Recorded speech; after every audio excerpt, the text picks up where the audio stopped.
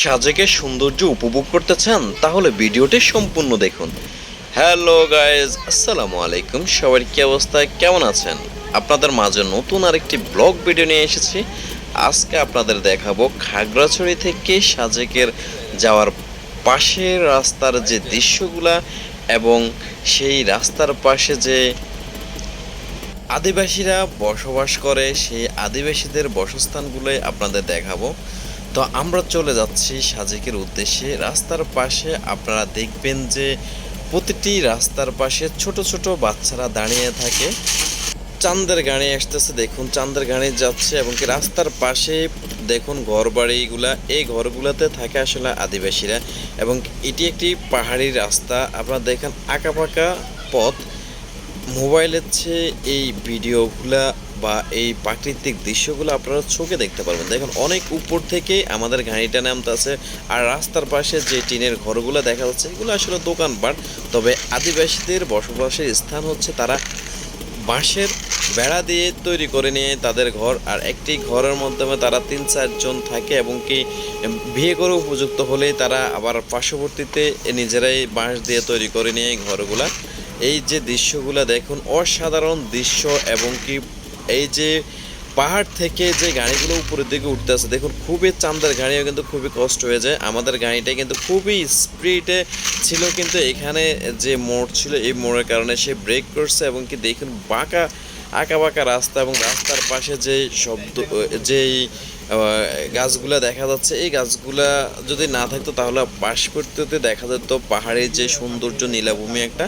আর এখান দিয়ে আসলে খুবই সতর্কতার সহিত গাড়িগুলো ড্রাইভ করতে হবে, কারণ আমরা উপর থেকে নিচের দিকে নামতেছি ক্রমান্বয়ে। আপনারা জানেন পাহাড়ি লেন এবং কি সাজেকের লেন কিন্তু একটা থাকে, একদিক থেকে গাড়ি আসে আরেক দিক থেকে কিন্তু গাড়ি আসে না, কারণ দুইটা সরু রাস্তা এবং আঁকা বাঁকা পথ হওয়ার কারণে এক রাস্তা দিয়েই চলাচল করতে হয় এবং একটা নির্দিষ্ট সময় আছে, ওই নির্দিষ্ট সময়ের ভিতরে এদিকের গাড়ি ওভারটেক করে উপর দিকে চলে যায়, আবার অপর দিকের গাড়ি এদিকে আসে। এরপরে কিন্তু সুন্দরভাবে তারা রিস্কমুক্তভাবে গাড়িগুলা চালাইতে পারে।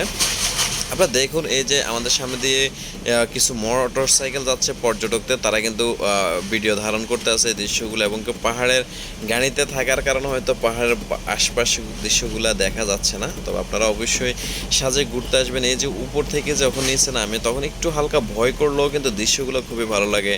দেখুন চারদিকে এইগুলোই পাহাড়িদের আদিবাসীদের বাসস্থান। এই যে আপনারা দেখুন রাস্তার পাশে যে ঘরগুলো দেখা যাচ্ছে এগুলাতে আদিবাসীরা বসবাস করে থাকে আর তাদের বাচ্চারাও থাকে এবং কি সাজেক যাওয়ার পথে দেখবেন যে আদিবাসীদের বাসার সামনে ছোট ছোট বাচ্চারা আপনাকে বরণ করে নেবে হাত দিয়ে ঝাঁকিয়ে, তাদেরকে সম্ভব হলে কিছু চিপস কিনে দিবেন। আমরা যাওয়ার সময় অনেকগুলো চিপস চকলেট নিয়ে গেছে তাদেরকে দিচ্ছি, তবে আপনারা সাবধানতার সহিত অবলম্বন করবো রাস্তায় যত চিপস বা চকলেট না পড়ে, কারণ তারা আসলে পিছন দিয়ে প্রচুর পরিমাণ গাড়ি আসতে থাকে, কারণ এক লাইনের রাস্তা আপনি যাচ্ছেন তো আপনার পিছনে অনেকগুলা গাড়ি থাকবে। দেখুন উপরের দিকে দেখুন কত সুন্দর একটি দৃশ্য, উপরে ঘর নিচে ঘরে যে আদিবাসীদের বাসস্থান। দেখুন তারা মাটিতেই নিজেরাই তৈরি করে নেয় এরকম ঘরগুলা।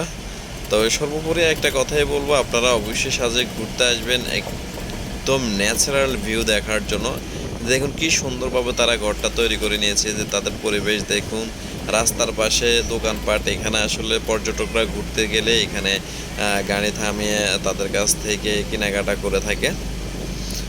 তো যারা গ্রামীণ দৃশ্য প্রাকৃতিক দৃশ্য পছন্দ করে থাকেন তারা অবশ্যই ভিডিওটি লাইক কমেন্ট শেয়ার করে পাশে থাকবেন আসলে নতুন নতুন ভিডিও দেখার জন্য। আর এই যে এক নাগারে যে ঘরগুলো দেখছেন এগুলো তো সবাই আদিবাসীরা বসবাস করে থাকে, পাহাড়িরা।